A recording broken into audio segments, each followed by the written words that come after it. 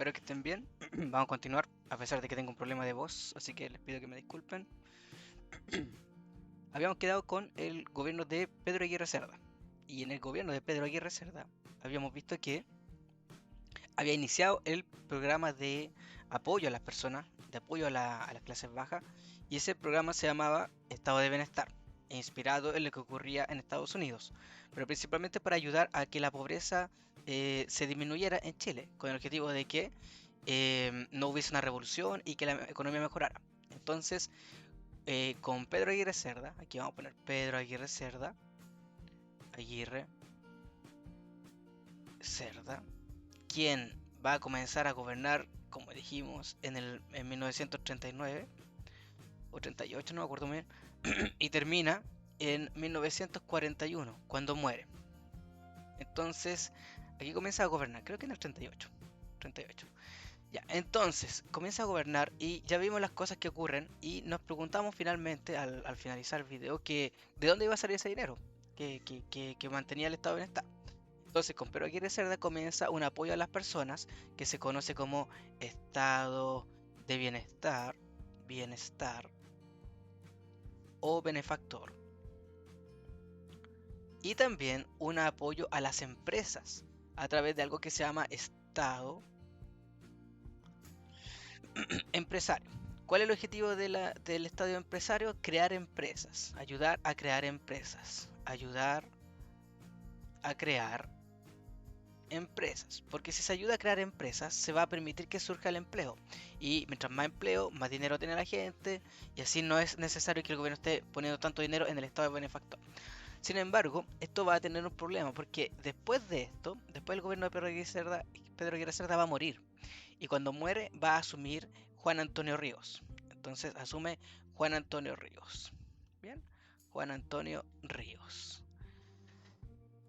Esto hay que entenderlo como una propuesta de un partido que se llama el Partido Radical.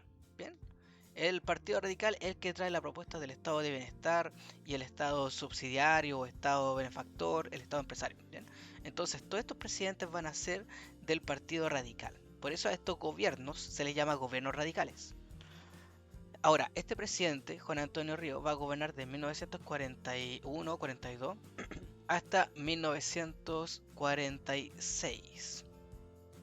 Debería gobernar un tiempo más, pero va a morir también. En esta época los presidentes mueren y es porque generalmente en esta época la gente moría muy joven.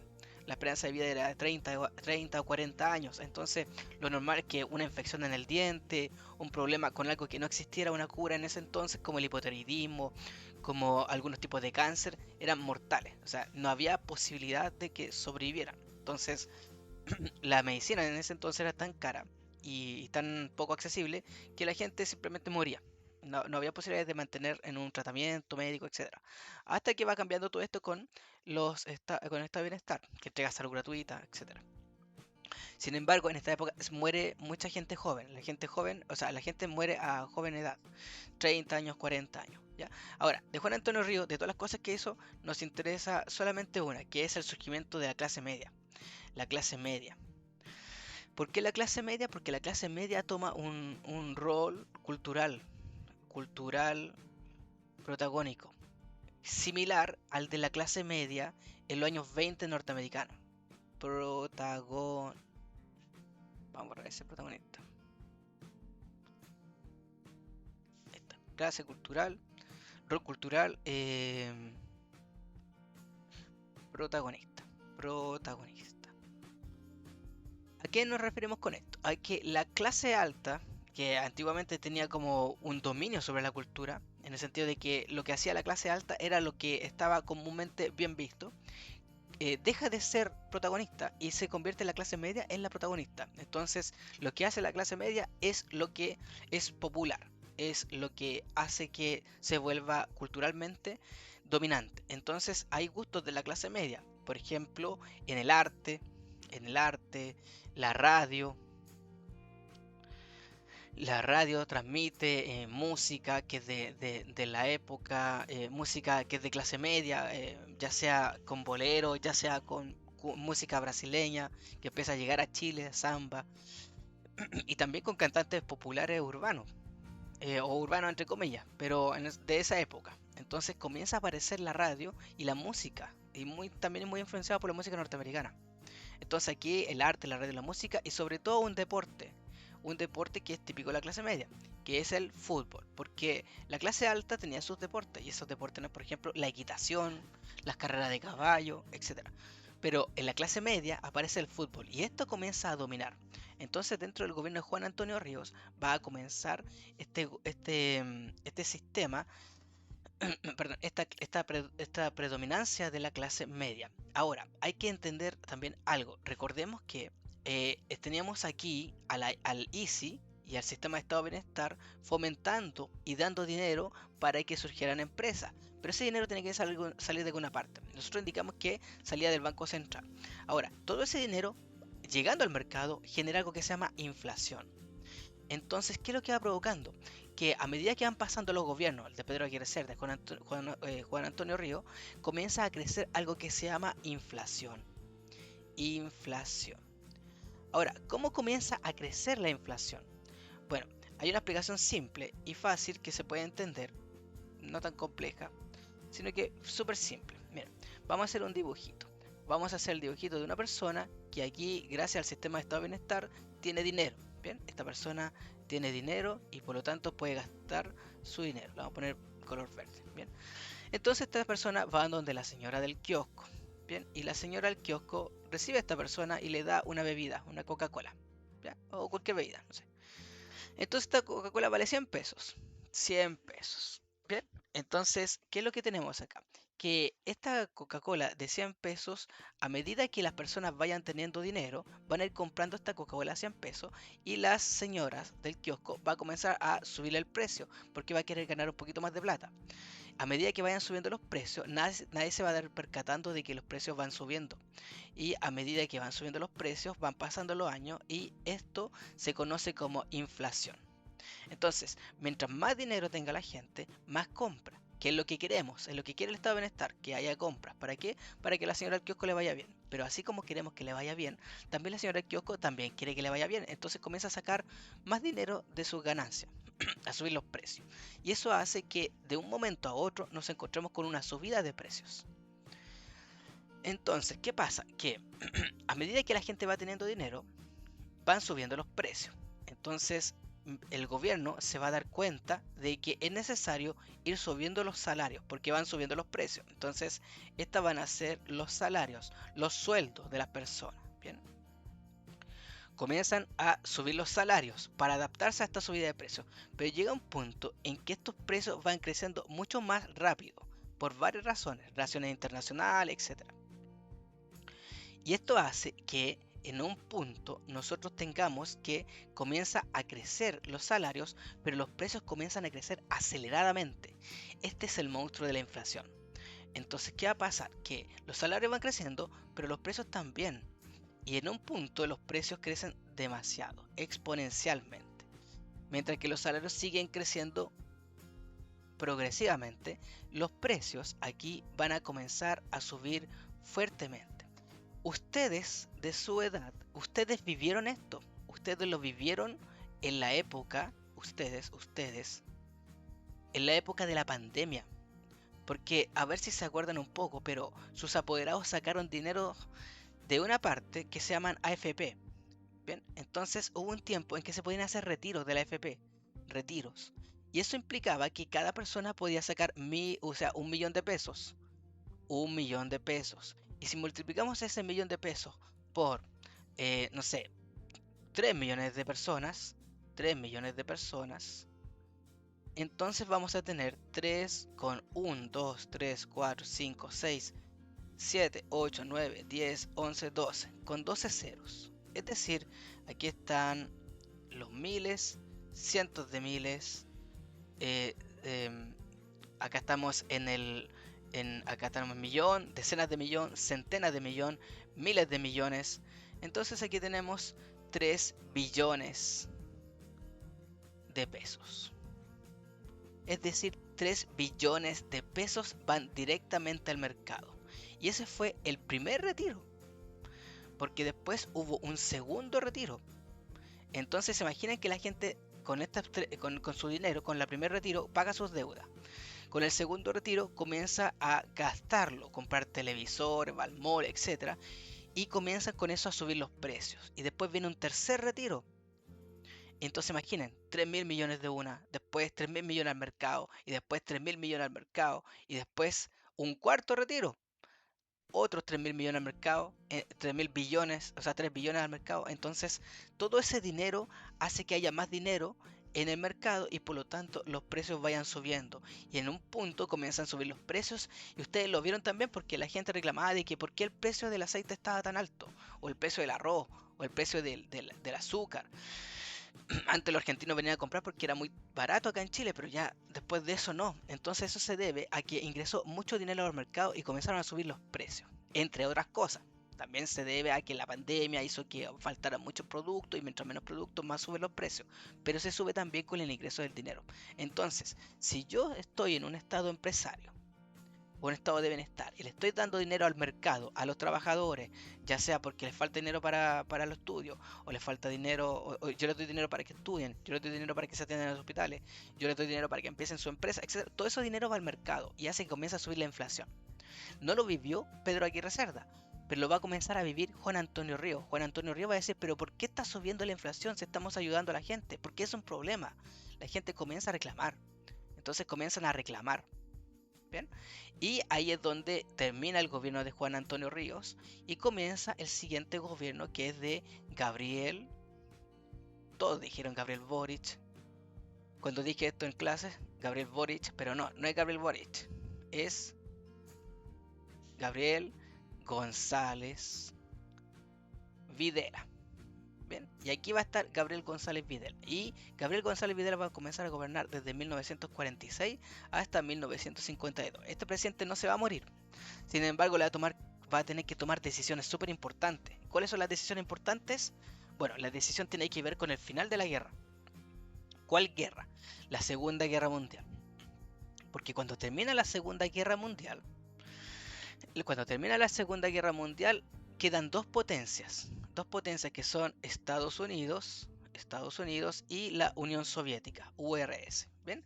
Entonces hay que apoyar a una, o apoyas a esta y te vuelves enemigo de esto, o apoyas a estos y te vuelves enemigo de estos. Es decir, o apoyas a Estados Unidos y te vuelves enemigo de la Unión Soviética, o apoyas a la Unión Soviética y te vuelves enemigo de Estados Unidos. Entonces Gabriel González Videla tenía que apoyar a alguno de los dos. ¿A quién va a apoyar? Va a apoyar a Estados Unidos. Entonces, apoya. ¿Qué quiere decir apoyar? Quiere decir que le va a hacer caso en todo. Y que si Estados Unidos pide ayuda, le va a dar la ayuda. Entonces, apoya a Estados Unidos. Y Estados Unidos, obviamente, le va a empezar a decir, ya, usted tiene que, si usted quiere recibir ayuda también de Estados Unidos, tiene que apoyar a Estados Unidos. Y para apoyar a Estados Unidos, tiene que deshacerse de un partido político. Y ese partido es el Partido Comunista. Entonces le piden a Gabriel González Videla que prohíba al partido comunista. Bien, porque decían que el Partido Comunista era malo porque el Partido Comunista representaba los intereses, los deseos de la Unión Soviética, que la Unión Soviética quería gobernar a través del partido político acá en América. Entonces, ¿qué le pide Estados Unidos? Que si va a ser del bando de Estados Unidos, es necesario que prohíba el Partido Comunista. Y eso es lo que hace Gabriel González Videla. Gabriel González Videla apoya a Estados Unidos. Sin embargo, hay un problema, que además de eso, también la inflación sigue creciendo.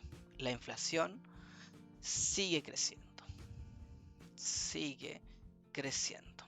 Y ya es una cosa que los economistas de esta época comienzan a preguntarse, bueno, pero ¿cómo evitamos la inflación? ¿Cómo reducimos la inflación sin quitarle el apoyo a la gente? Porque si le quitamos el apoyo a la gente se va a revolucionar y capaz que haga una revolución. Capaz que salga a las calles a protestar. Entonces no podemos quitarle el apoyo a la gente. ¿Cómo lo hacemos? Bueno, Gabriel González Videla va a terminar su gobierno y ahí va a comenzar un periodo de gobierno en el que va a llegar un nuevo gobernante que se llama Carlos Peñalcampo. Pero antes de que vayamos con él, tenemos que ver qué pasó con esto de la que esto de apoyar a Estados Unidos o de apoyar a la Unión Soviética. Bueno, resulta que después de la Segunda Guerra Mundial, Segunda Guerra Mundial, que que empieza, perdón, en 1939 y termina en 1945, se produce un problema, que hay una tensión política entre dos países superpoderosos, ¿ven? Entre Estados Unidos y la Unión Soviética, URSS, ¿ven? Entonces, entre este país y este otro país comienza a haber una tensión política. ¿Qué quiere decir tensión política? Quiere decir que comienzan a amenazarse, a amenazarse, a amenazarse. ¿Con qué se van a invadir? A amenazarse. ¿Con qué se van a invadir? ¿Con qué van a tirarse bombas? Etcétera. Entonces, para evitar este tipo de problemas con guerra, para evitar este tipo de problemas, lo que vamos a hacer nosotros es crear una organización. Una organización que se llama ONU. ¿Qué es la ONU? Es la organización de las Naciones Unidas. Entonces, ¿cuál va a ser la función de esta organización de las Naciones Unidas? La principal función de esta es evitar una guerra. Queremos evitar una guerra. Evitar una guerra. ¿Por qué? Porque la siguiente guerra que ocurra en el mundo va a ser de tipo nuclear, con bombas nucleares. Entonces, ¿qué pasa? La Organización de las Naciones Unidas lo que busca es que los países solucionen sus problemas sin recurrir a una guerra, sin llevar a una guerra. Y por lo tanto se van a establecer principios. ¿Ya? Ya.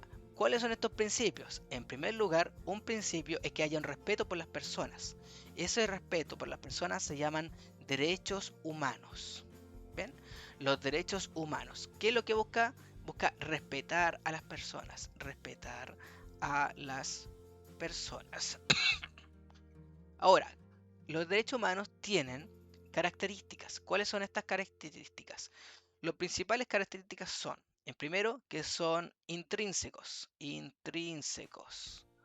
¿Qué quiere decir que sean intrínsecos? Quiere decir que son de todos los humanos.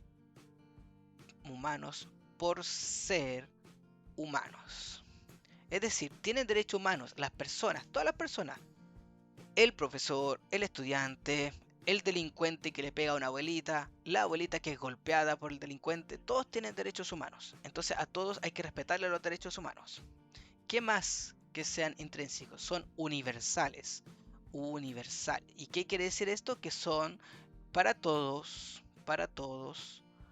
en todas partes, en todas partes. Es decir, si yo estoy en una dictadura en algún otro país, también tengo derechos humanos. No importa dónde esté, tengo derechos humanos. Son también intransferibles, transferibles. ¿Qué quiere decir que sean intransferibles? Que no se los puedo pasar a alguien. No se pueden entregar.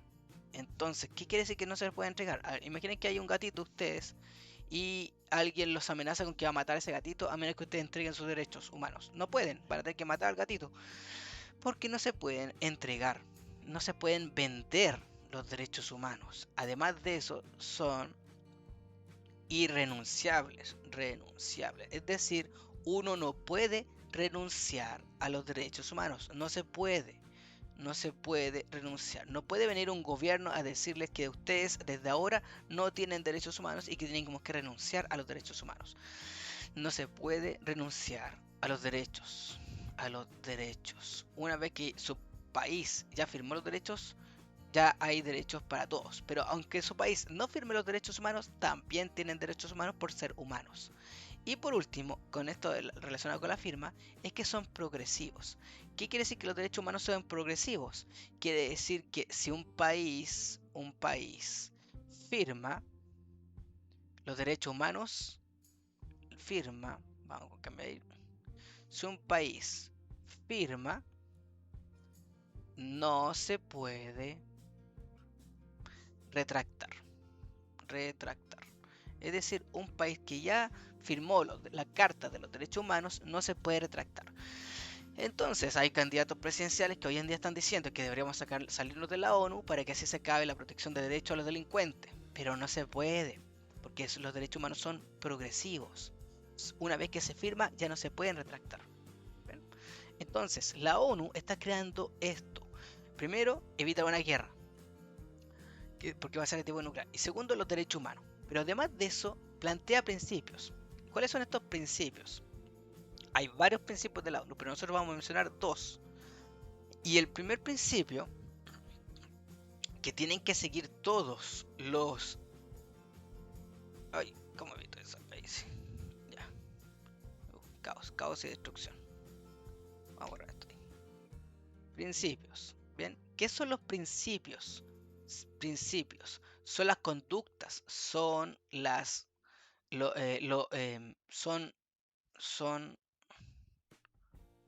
son los parámetros. Parámetros que deben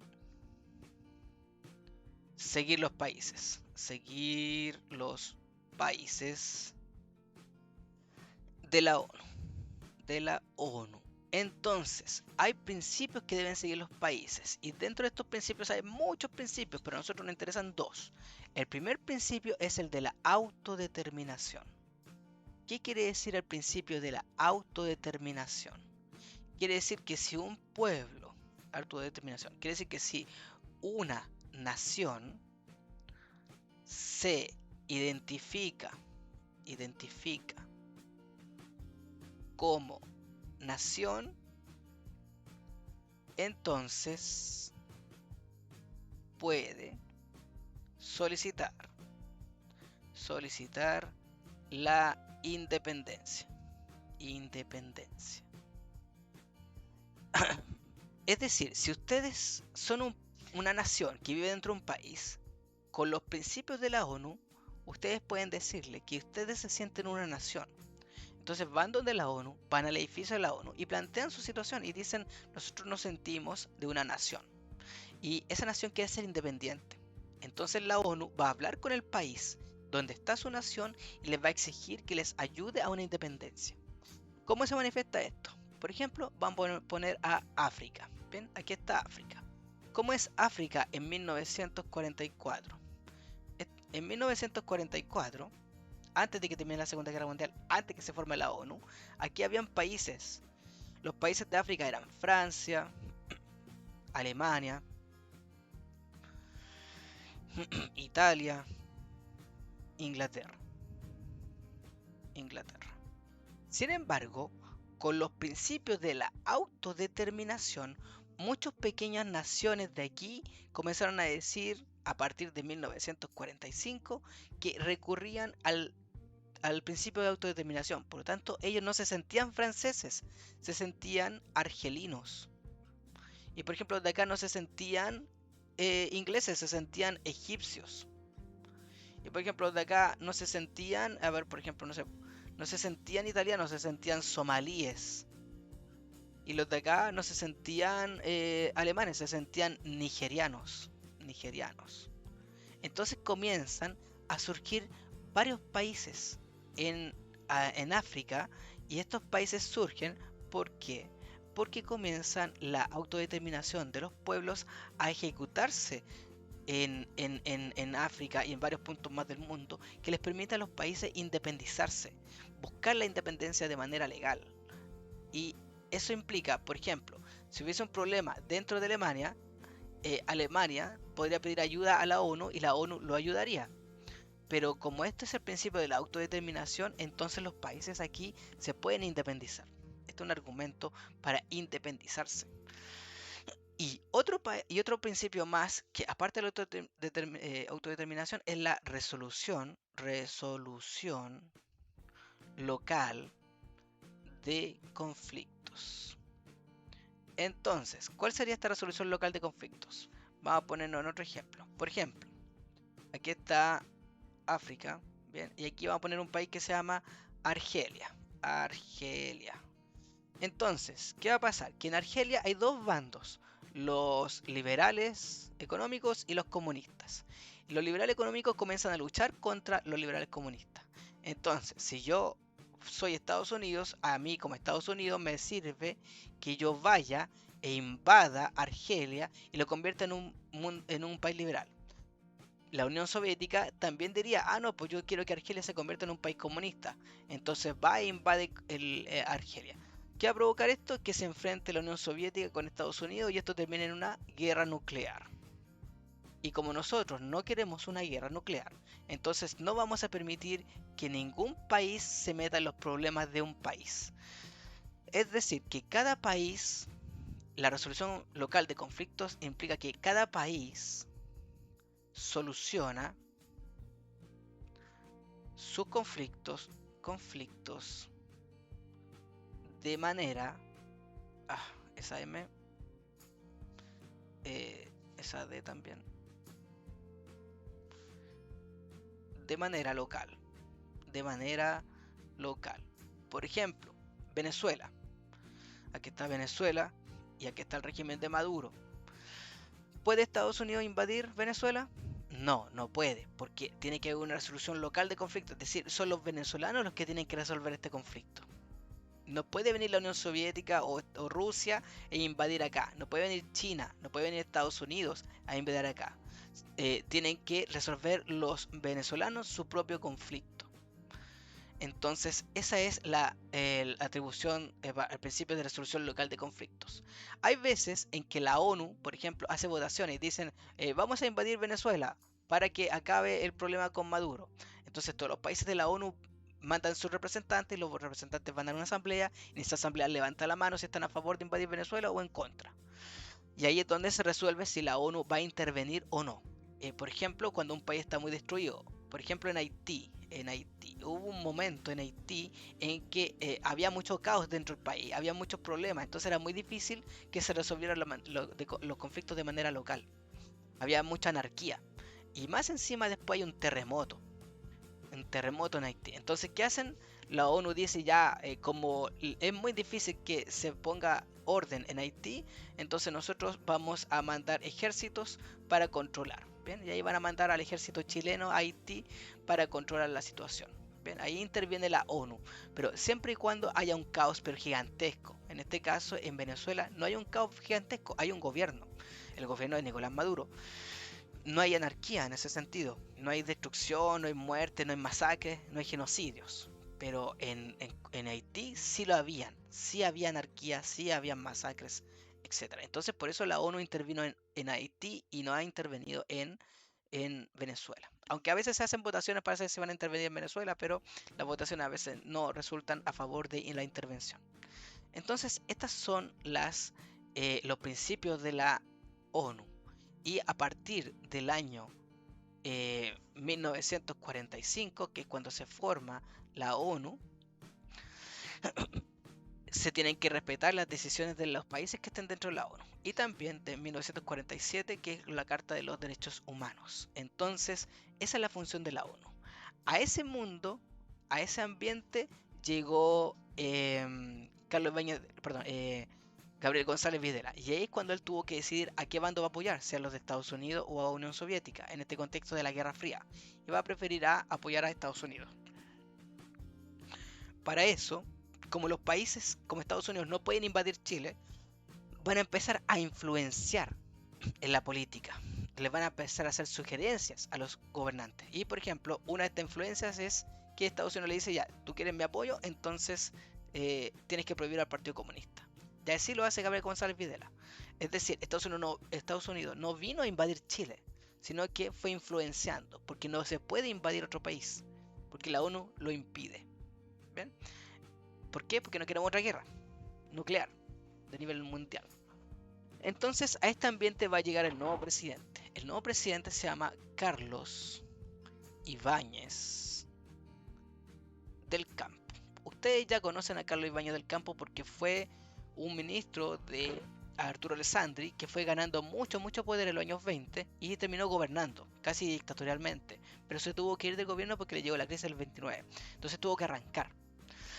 Y ahí es donde comenzó también a tratar de meterse de nuevo a la política chilena, pero no pudo. Y finalmente va a postularse como presidente porque comienza a decir que los políticos son todos unos corruptos, que no sirven para nada y que lo único que hacen es llenarse los bolsillos, robándole al país. Entonces, eso es lo que va a hacer Carlos Baño del Campo y la gente va a comenzar a votar por él. Y la gente va a votar por él. Pero sobre todo un grupo que antes no podía votar. Un grupo que antes no tenía el derecho a votar. Y este grupo que no tenía el derecho a votar tiene una característica porque va a votar generalmente va a votar por alguien que le permita asegurarse de que va a haber un gobierno tranquilo, o de que va a acabar con la delincuencia, o que va a acabar con las amenazas externas. Entonces, este grupo es el grupo de las mujeres. Por eso, en el gobierno de Carlos Ibañez del Campo va a influir mucho el voto de las mujeres. Voto,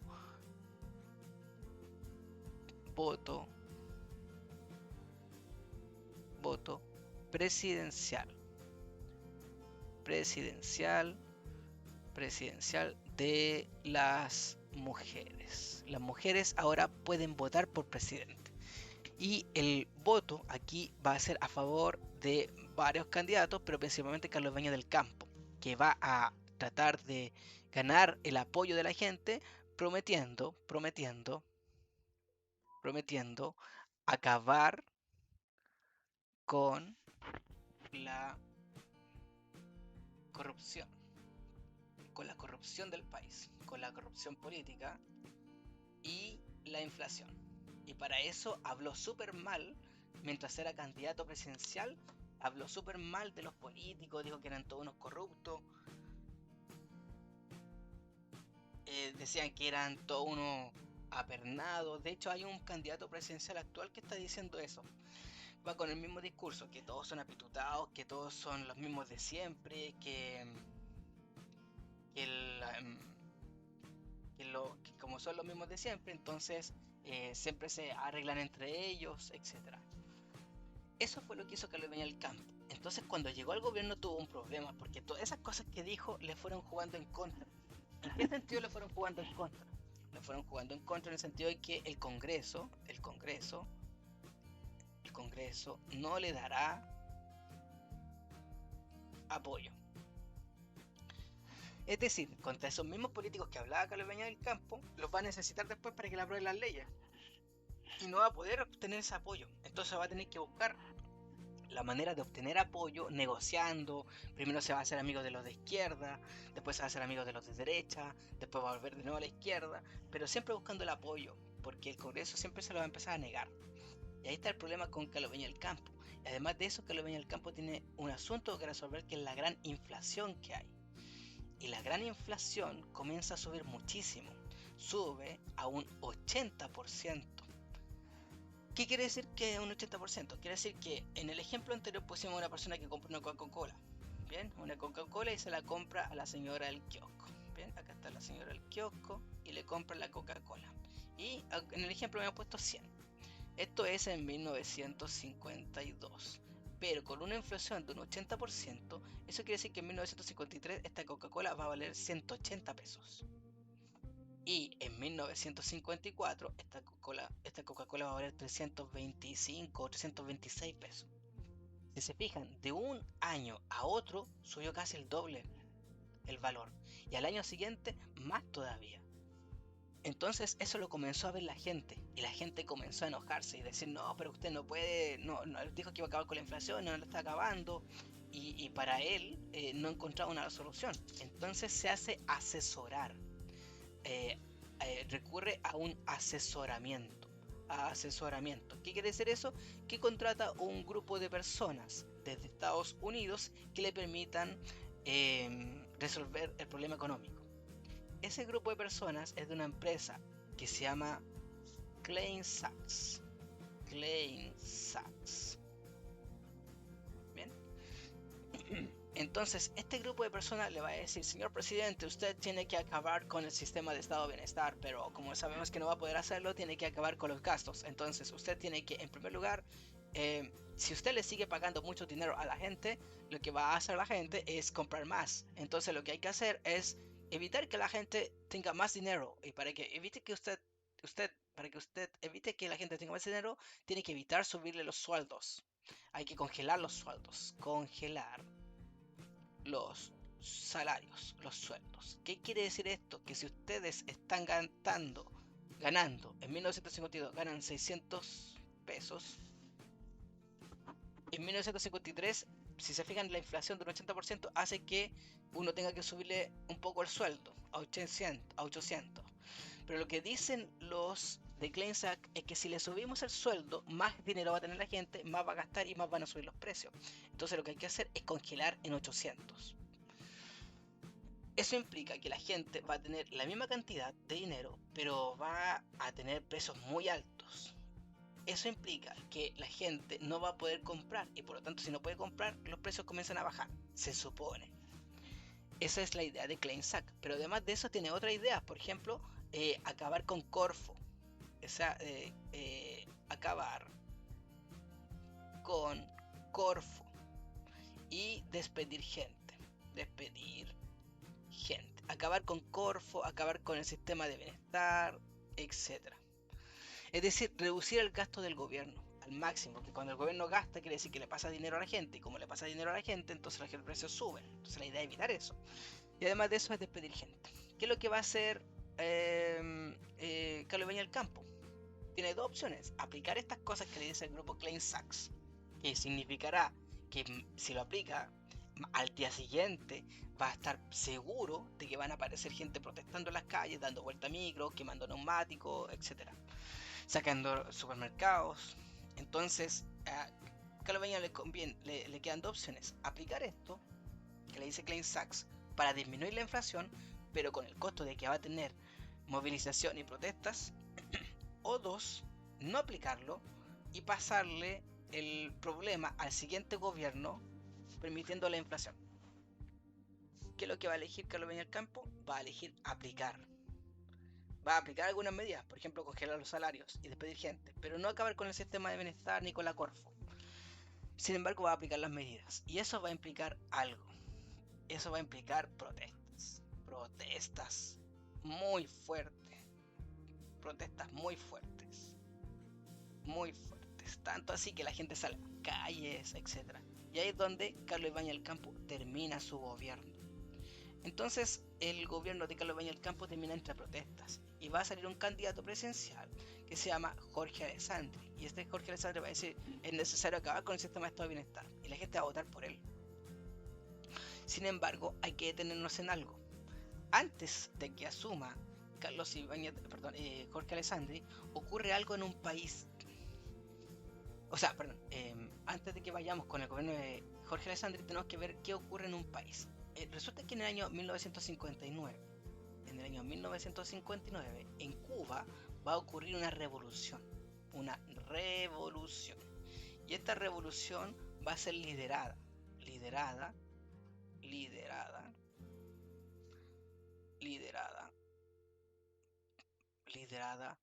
por dos personas muy conocidas y muy famosas, por Fidel Castro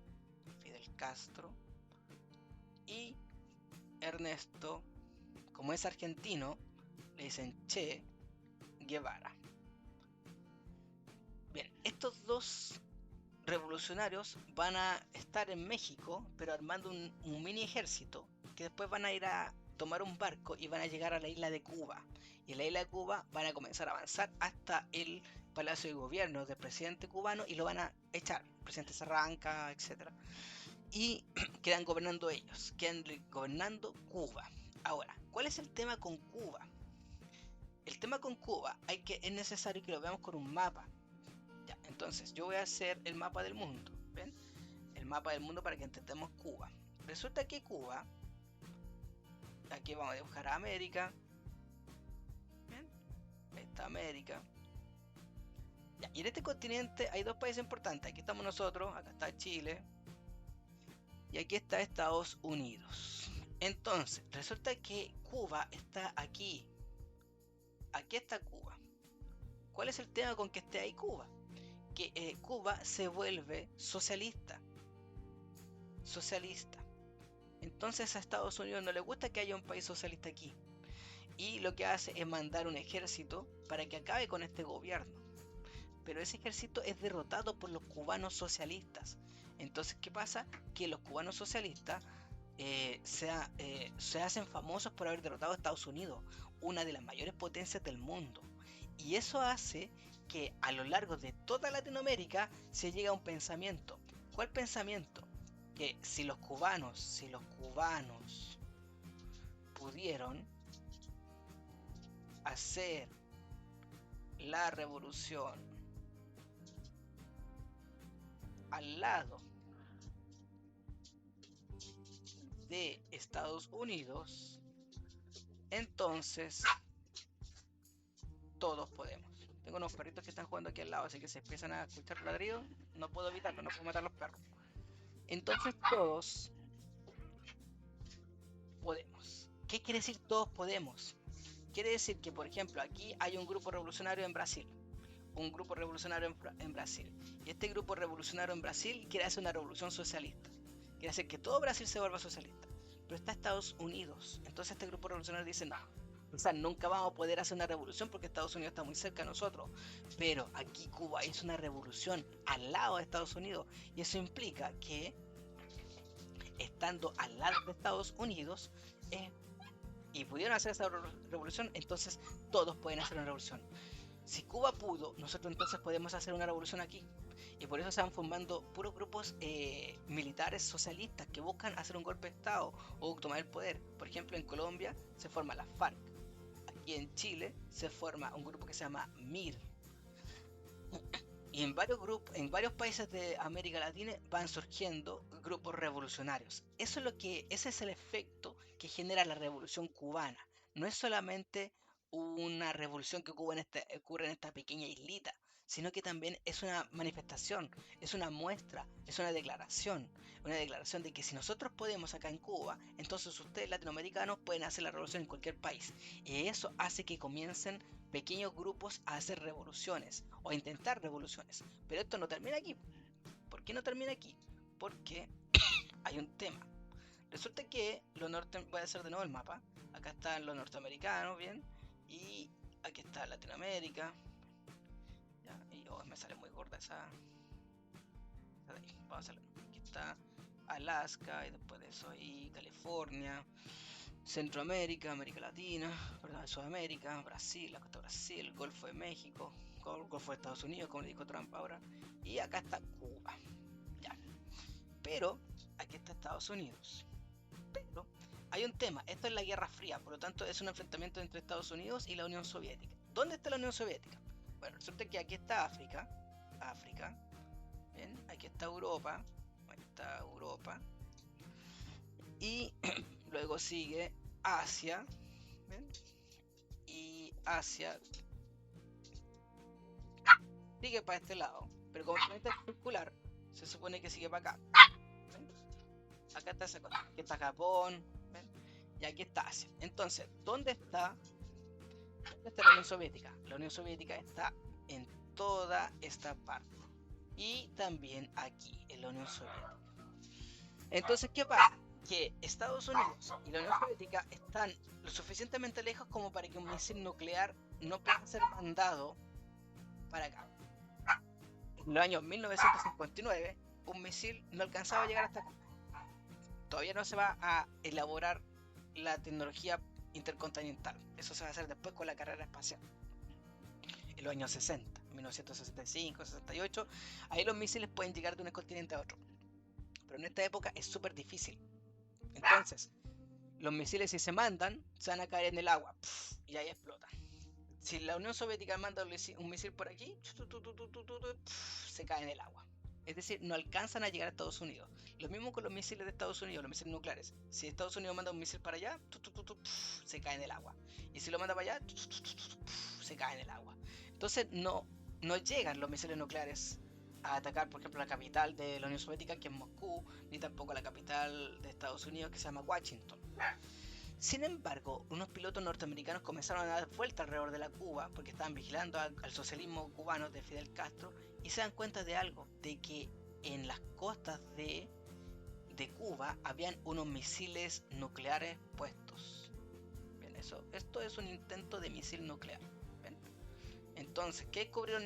Que en las playas había misiles nucleares listos para ser mandados a Estados Unidos. ¿Dónde están esos misiles nucleares?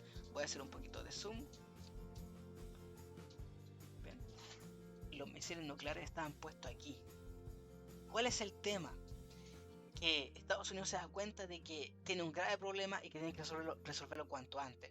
¿Por qué? Porque si yo no puedo mandar un misil desde la Unión Soviética, pero si pongo un misil nuclear en Cuba socialista, entonces Cuba me puede atacar. Y como el alcance de los misiles es largo, entonces puede llegar a cualquier ciudad norteamericana. Pónganse ustedes en la situación de un presidente norteamericano que se entera de que hay unos misiles nucleares apuntando a Estados Unidos. A cualquier ciudad de Estados Unidos puede llegar en cualquier momento un misil nuclear. Y eso está en Cuba. Entonces, ¿qué va a pasar? Que Estados Unidos va a empezar a darse cuenta de que es necesario acabar con esa amenaza. ¿Puede ir a atacar a Cuba? No puede atacar a Cuba porque Cuba le va a mandar misiles. Además que tampoco se puede atacar a un país porque están en una situación de la ONU que le impide invadir a un otro país a menos que tengan la aprobación de la ONU. Y por lo tanto no puede hacer mucho. Entonces, ¿qué va a hacer Estados Unidos? Tiene mucho tiempo, muy poco tiempo. ¿Qué le dicen los generales al presidente norteamericano? Los generales le dicen al presidente norteamericano: señor John Kennedy, usted tiene que mandar los misiles cuanto antes, tiene que mandar misiles a Cuba y hacer explotar toda la isla para que se acaben esos misiles nucleares antes que los manden. Esa es la decisión del presidente, o sea, de los generales del presidente. ¿Y qué dice el presidente? El presidente dice: no podemos hacer eso, porque vamos a terminar una guerra nuclear. Entonces, lo que hace es llamar por teléfono al presidente del, de la Unión Soviética y les dice: señor Nikita Khrushchev, que es el nombre, señor Nikita Khrushchev, usted por favor haga lo posible por acabar con esos misiles que están en Cuba. Por favor, le pido que saque esos misiles de ahí. Y Nikita Khrushchev le va a decir: bueno, nosotros no estamos haciendo esto porque nos estamos protegiendo de ustedes norteamericanos, porque ustedes americanos tienen misiles puestos aquí, en esta zona. Y en esta zona donde los tienen puestos estos misiles nucleares son capaces de llegar a Moscú. Entonces nosotros estamos defendiéndonos. Y por eso mismo nosotros sacamos los misiles de Cuba a cambio de que ustedes saquen los misiles que tienen en Turquía. Y así llegan a un acuerdo. ¿A cuál acuerdo llegan? Llegan a un acuerdo en el que van a declarar lo siguiente. ¿Qué es lo que van a declarar? ¿Qué es lo que van a declarar? En primer lugar, vamos a saber de este problema porque la gente se va a enterar de esta situación, de que en Cuba hay misiles. Entonces esto se va a llamar crisis de los misiles. La gente va a estar muy asustada con esta crisis de los misiles. Piensan que va a empezar la Tercera Guerra Mundial, que Estados Unidos no se va a dejar atacar. Sin embargo, todo esto llega a acuerdo entre dos presidentes, o sea, el presidente de Norteamérica y el secretario general del Partido Comunista Soviético, que es Nikita Khrushchev, y llegan a un acuerdo. Entonces llegan a un acuerdo, que es lo que debe realizarse siempre, porque la idea es que siempre terminemos todo pacíficamente. Para eso también fueron las jornadas de convivencia del día jueves, creo. ¿Para qué? Para que todos lleguemos a un acuerdo. Y ellos llegan a un acuerdo, a pesar de todo el poder que tenían, llegan a un acuerdo. Entonces, ¿cuál es el acuerdo? El acuerdo, ¿cuál es? El primer lugar es que van a sacar los misiles. Y segundo, que si hay una guerra, una guerra, no se ocuparán misiles nucleares. Ese es el acuerdo. La idea es que se tenga control sobre la cantidad de misiles que producen los países, se impida hacer ensayos en la superficie, sino que se hagan debajo del mar, porque la superficie van a dejar contaminación, etc. Y por otro lado, de que si hay una guerra, la idea es que esta guerra termine sin ocupar los misiles nucleares. Muchas de estas cosas se van a respetar y otras cosas no. Pero el tema es que esta insignificante isla del Caribe de pronto se vuelve súper importante. Y esto deja en claro a Estados Unidos que es necesario controlar todo el continente y por lo tanto va a empezar a influir en la política de todos los países de América del Sur, incluyendo a Chile. Entonces esto nos lleva al gobierno siguiente de Chile, el gobierno siguiente de Chile es el de Jorge Alessandri. ¿Bien? ¿Quién es Jorge Alessandri? Es el hijo de Arturo Alessandri, ese presidente que tuvimos en la época parlamentaria, que no tenía muchas capacidades para decidir porque el parlamento estaba encima de él, y de ahí se hace el ruido de sable, y de ahí le devuelven el poder, etc. Ese Arturo Alessandri tuvo un hijito, y ese hijito fue creciendo, se transformó en ingeniero, y después de eso se transformó en presidente de la República. Este presidente va a estar gobernando entre 1958 hasta 1964. Bien, por lo tanto, a él, que comenzó a decir que, o sea, su candidatura fue como de acabar con el sistema de bienestar, porque el sistema de bienestar genera inflación, etcétera, entonces vamos a acabar con el sistema de bienestar. Mucha gente decía, no, es que eso está acabado con el sistema de bienestar, se nos va a acabar la educación, la salud, etcétera, pero Alessandri decía, es que la única forma de acabar con la inflación. Entonces la gente votó y se lo eligió Jorge Alessandri. No votó toda la gente a favor de Alessandri, fue un 30%, pero eso no importa, no es relevante. Un 30%, o sea, un tercio de los chilenos votó a favor de Jorge Alessandri. Entonces Jorge Alessandri va a salir elegido presidente, pero va a tener un problema, porque en el año 1959 va a ocurrir algo. ¿Qué es lo que va a ocurrir? Va a ocurrir la Revolución Cubana. ¿Y cuál era el efecto de la Revolución Cubana en los revolucionarios latinoamericanos?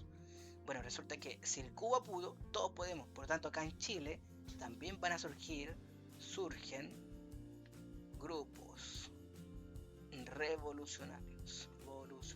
Entonces, lo que se supone que va a ser un gobierno más tranquilo, termina siendo un gobierno en el que van a estar enfrente de grupos revolucionarios que van a comenzar a armar protestas y movimientos sociales, van a organizar huelgas, todo con el fin de desequilibrar al gobierno. Pero si eso es un problema grave, como esto es Chile, va a ocurrir algo. Va a ocurrir en 1960 un terremoto. Pero no cualquier terremoto, porque esto es Chile. Tiene que ser un terremoto dramático. Y este terremoto dramático es de grado 9.6. Es decir, es el terremoto más fuerte registrado en la historia de la humanidad. Puede que hayan habido terremotos más fuertes todavía, pero este, desde el tiempo en que llevamos midiendo los terremotos, ha sido el más fuerte que se ha registrado en la historia de la humanidad. Y justo le tocó a Jorge Alessandri. Entonces, ¿qué pasó? Que este terremoto generó destrucción, mucha destrucción, la mitad del país casi muerto, derrumbado. Eso implicó que también fábricas fueran derrumbadas, que aumentara el desempleo. Es decir, generó más pobreza. Más pobreza. Y como generó más pobreza, entonces, ¿conviene sacar el estado de bienestar? Si ustedes sacan el estado de bienestar para gente que ya es pobre, va a terminar volviéndose más pobre, demasiado pobre. Y cuando la gente es demasiado pobre, arma revoluciones. Y hay que entender que en 1959, es decir, un año antes de que ocurriera el terremoto, hubo una revolución en Cuba, en la que todos están pensando en que ser revolucionario es ser bacán. Y que este es el momento. Entonces, si Jorge Alessandri quita el estado de bienestar para reducir la inflación, va a generar más pobreza. Y si genera más pobreza, va a haber una revolución. Por lo tanto, a Jorge Alessandri no le queda otra opción que mantenerse en el estado de bienestar. Y la consecuencia de esta mantención en el estado de bienestar es que la inflación seguirá creciendo. Tomará algunas medidas que van a disminuir un poquito la inflación, pero no es la solución principal. Y eso no lo puede hacer Jorge Alessandri en un país que está todo destruido, que hay revolucionarios dando vueltas, que en el sur de Chile hay gente con armas, que en las calles hay protestas, que hubo un terremoto que destruyó la mitad de Chile todo con los edificios botados. Entonces, qué triste era la situación en la que está Jorge Alessandri. ¿Qué cosas podría hacer Jorge Alessandri en su gobierno como para subir el ánimo a todas las poblaciones, a toda la gente, sin importar la posición política? Bueno, justamente ese gobierno va a tener la fortuna de organizar un mundial de fútbol. ¿Por qué un mundial de fútbol? ¿Por qué se va a organizar el mundial de fútbol en Chile? Y lo que es mejor de todo, el fútbol, como sabemos, es el deporte de la clase media. Por lo tanto, este mundial va a tener una función. Va a tener una función de subir el ánimo. El ánimo de las personas. De las personas. De las personas. y dar alegría. Dar alegría. ¿Por qué? Porque ¿qué lugar sacó Chile en este mundial? En este mundial sacó el tercer lugar. Tercer lugar. Chile nunca ha tenido otro mejor posición en un mundial de fútbol. Entonces esto fue como alegría máxima para un país que estaba devastado por un terremoto y que estaba en un caos político. Eso va a ser el gobierno de Jorge Alessandri. Y luego de eso va a ser las elecciones. Y el siguiente presidente se va a llamar Eduardo Frei. Eduardo Frei Montalva, porque después va a haber otro presidente que se llama Eduardo Frei, pero es el hijo, se llama Eduardo Frei Ruiz Tagle. En este caso ponemos Montalva. Ahora, este presidente va a gobernar entre 1964 y 1970. Por lo tanto, va a estar dentro de la Guerra Fría. Ahora, hay muchas cosas que hizo Eduardo Frei. Muchas, muchas, muchas. Pero nos interesan dos. La primera es la reforma agraria. La reforma agraria. ¿Qué es la reforma agraria? Bueno, resulta que se lo tengo que explicar con un dibujo. ¿Qué es la reforma agraria? La reforma agraria es, vamos a imaginar que esto es un campo, ¿ya? Esto es un campo visto desde arriba. Y el campo tiene una casita, y en esta casita vive el dueño del campo. ¿Ven? Aquí vive el dueño del campo. Y el dueño del campo trabaja, o sea, cultiva, tiene plantas, tiene cultivos en esta sección. Y acá son campesinos trabajando, etc. Bueno, resulta que esto es lo que se trabaja. Y todo este terreno, toda esta parte de acá del terreno, no es aprovechado. No, el dueño del fondo no trabaja todo el resto. Entonces, ¿cuál es la idea? La idea es que por una ley que se llama reforma agraria, nosotros vayamos donde el dueño de este terreno y le compremos este trocito, le compremos este trocito, le compremos este trocito y este trocito. ¿Para qué? Para después pedirle a algunas personas que quieran postularse, a personas pobres, que vivan acá y que produzcan alimento, que vivan acá y produzcan alimento, que vivan acá y produzcan más alimentos, produzcan más alimentos y produzcan más alimentos. ¿Por qué? Porque si nosotros dejábamos solamente trabajando esta parte de acá, íbamos a tener 10 lechugas. Bien, entonces este caballero, este dueño del fondo, tiene todo un fondo que no ocupa. Así que lo que vamos a hacer, por ley, le vamos a comprar todos estos terrenitos que no ocupa y vamos a dejar gente así trabajando en lechugas. Cada una de estas produce 10 lechugas, 10 lechugas, 10 lechugas, 10 lechugas. Entonces, si antes, en 1964, se producían solamente 10 lechugas, en 1965, en el mismo terreno, se producen 1, 2, 3, 4, 5, 6, 60 lechugas. Y todos sabemos que si hay más productos en el mercado, los precios bajan. Es decir, si estas lechugas, cada una de estas lechugas me costaba 100 pesos, como ahora hay más lechugas, 60 en vez de 10, entonces el precio va a bajar. Las lechugas van a valer 20 pesos. Porque mientras más productos hay en el mercado, menos cuestan. Mientras menos productos hay en el mercado, más sube el precio. Pero mientras más productos hay en el mercado, menos van a valer. Entonces, eso hace que el plan de la reforma agraria sea ese, sea aumentar la producción. Aumentar la producción. ¿De qué cosa? Del campo, ¿cierto? La producción agrícola. ¿Para qué? ¿Qué queremos hacer con esto? Agrícola para disminuir los precios y con esto la inflación. Ese es el plan. ¿Ven? Todo esto termina pésimo, pero este es el plan. ¿Por qué va a terminar pésimo? Después lo vamos a ver en el siguiente gobierno. Ahora, también está otro plan, otro proyecto, que es el de la chilenización del cobre. Chilenización del cobre. Ahora, ¿cómo lo vamos a hacer? ¿Qué es este proyecto? Bueno, resulta que aquí hay un cerro y aquí hay cobre. Para sacar este cobre tenemos que ir con una máquina y esta máquina va a sacar el cobre, después se lo va a llevar a una fábrica y en esta fábrica van a producir unos metales, unas placas de metal de cobre que van a vender a 1000. ¿Ven? A 1000. Esto lo van a vender a 1000. Bueno, Chile tiene un problema, que no tiene ni la maquinaria, ni las fábricas, ni los ingenieros que trabajan en las fábricas, ni los ingenieros que manejan las máquinas. Por lo tanto, si quiere hacer esto, tiene que hacer grandes gastos. Gastar 350 en esto, gastar 1000 en la fábrica, etc. Entonces, Chile, al principio, si quiere hacer todo esto desde cero, ir al cerro, comprar la máquina, mandar a construir la fábrica, se va a demorar mucho tiempo y va a gastar mucho dinero. Entonces, ¿qué es lo que hacemos? No gastamos este dinero, sino que le pedimos a una empresa extranjera,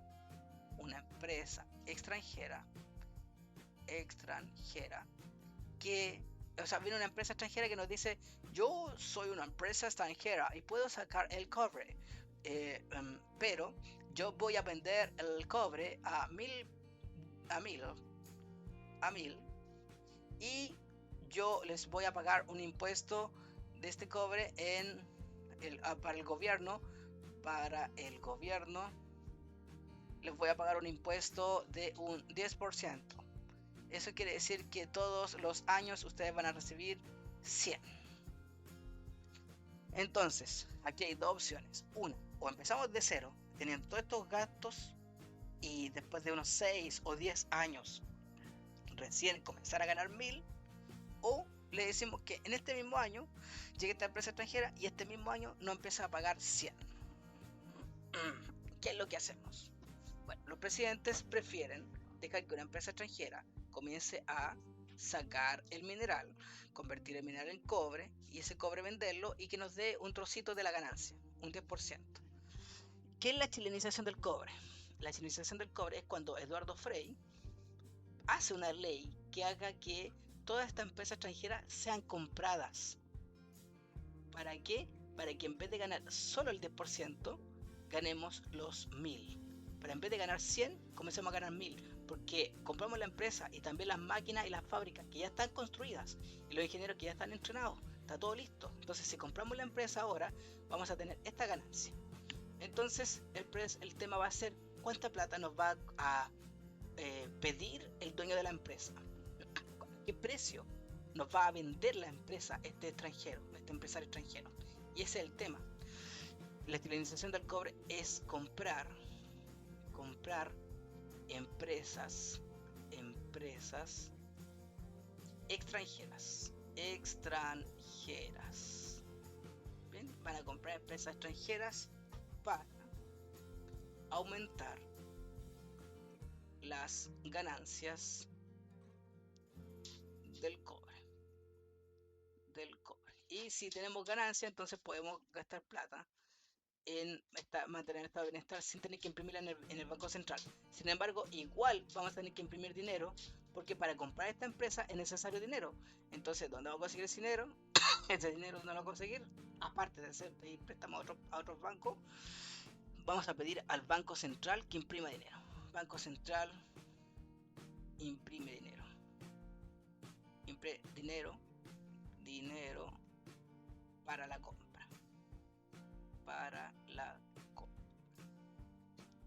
Y con ese dinero podemos comprar la empresa extranjera. Eso es la chilenización del cobre. Y en esta época, esta cosa fue súper relevante porque era la primera vez en que íbamos a tener el mineral nacional chileno típico, pero siendo explotado por los chilenos, no por extranjeros.